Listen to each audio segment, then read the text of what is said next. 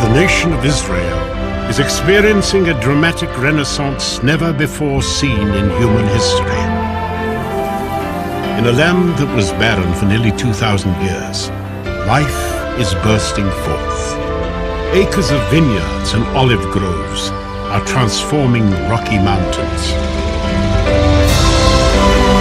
From every nation on earth, Christian tourists are coming here by the millions, fulfilling their dreams of walking in the very places where their Savior walked.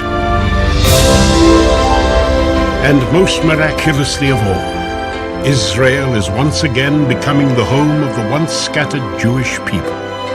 Over the last century, they have returned here by the millions, from the north, south, east, and west. We are living in the times spoken about long ago, the time that this nation would be reborn.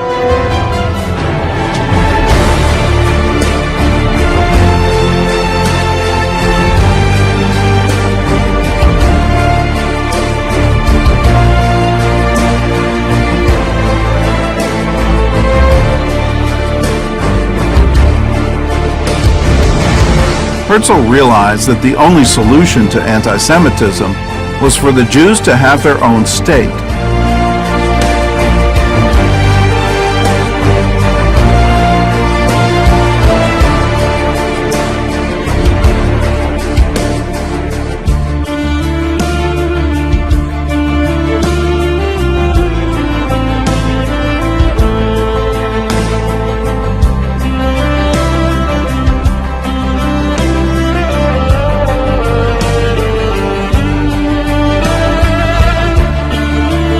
By 1914, there were nearly 100,000 Jews living in Palestine.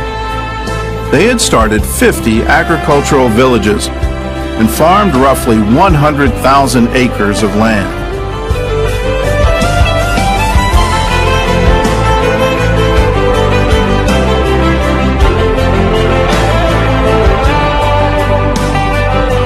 His Majesty's government views with favour the establishment in Palestine of a national home for the Jewish people.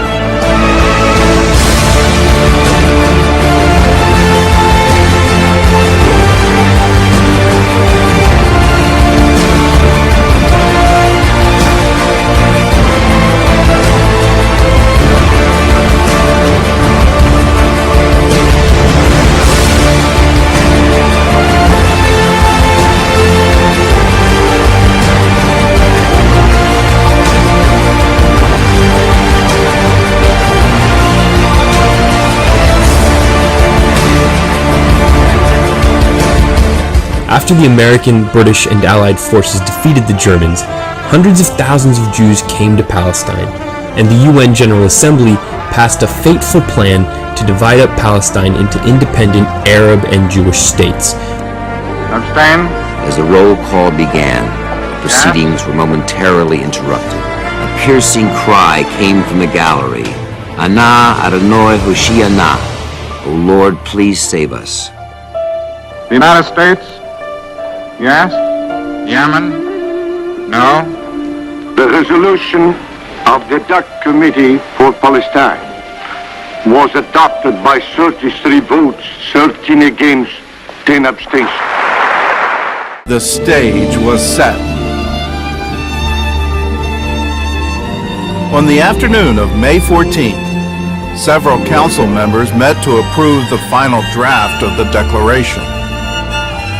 The text was approved unanimously, but just hours before it would be read, the new state still didn't have a name.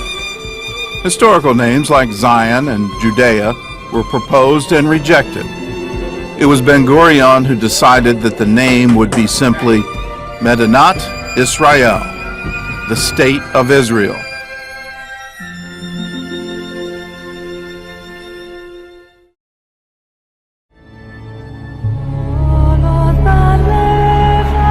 Despite the instructions for secrecy, the news had leaked out, and a large crowd gathered outside the museum. Jewish leaders were now racing the sunset to finish the ceremony before the Sabbath began at 5 o'clock. At 4 p.m., David Ben-Gurion called the meeting to order. The crowd rose and sang Hatikvah.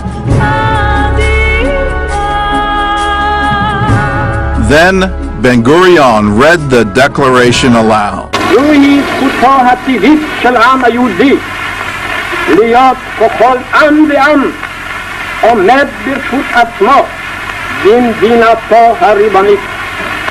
תוקף זכותנו הטבעית וההיסטורית ועל יסוד החלטת עצרת האומות המאוחדות אנו מכריזים בזאת על הקמת מדינה יהודית בארץ ישראל, היא מדינת ישראל. President Truman recognized the new state of Israel just 11 minutes after the British mandate officially ended. The United States recognizes the provisional government as the de facto authority of the new state of Israel. He was cheering in the streets. It was a big thing, dancing in the streets and all this. And he was standing in the back there. He says, what the people are dancing here, what they don't know is tomorrow we've got a war.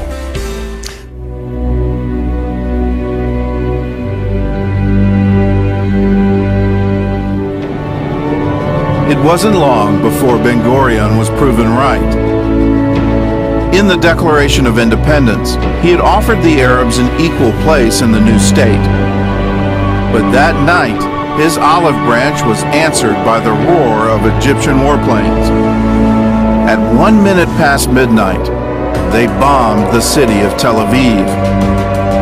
And at dawn, tanks from 5 Arab armies rolled into the new state of Israel.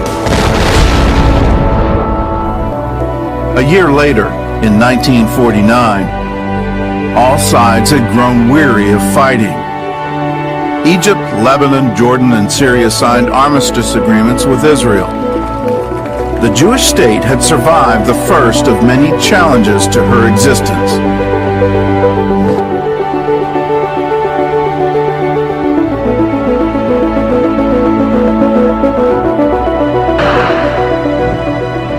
At a meeting ending in the early hours of the morning, Defense Minister Dayan told the cabinet that only through a preemptive strike could Israel stand up to the Arab armies now massed along its borders. That strike, he added, must take place sooner rather than later.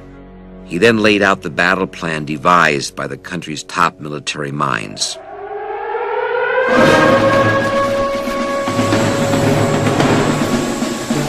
The attack order was radioed from the Defense Ministry in Tel Aviv. Israeli planes took off at staggered intervals, heading for key Egyptian bases in the Sinai, the Suez, and Nile Valley. In just 7 minutes, the Israeli Air Force destroyed the Egyptian planes before moving on to rocket bomb enemy airfields.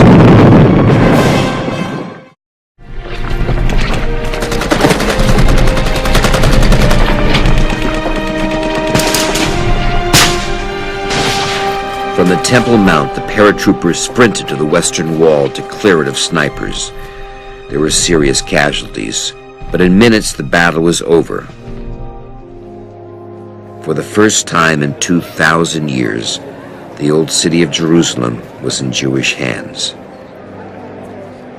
And for many, it was a moment that was almost impossible to fathom.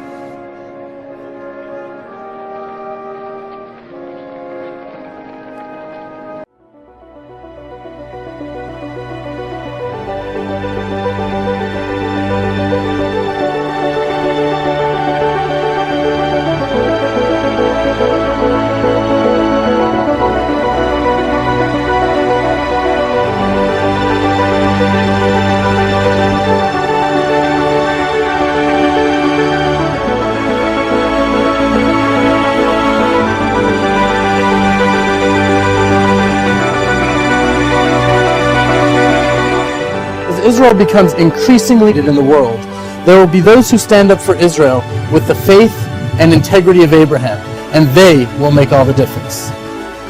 Israel was founded 3 years after the Holocaust. 3 years after 70% of the Jews were destroyed in what is exponentially the largest slaughter of any people in human history, the remnant trickled back against the will of the British, with no support from the world, into a desert piece of real estate with no natural resources, no infrastructure, surrounded by millions of hostile Arabs in a constant state of warfare, terrorism, economic blockade.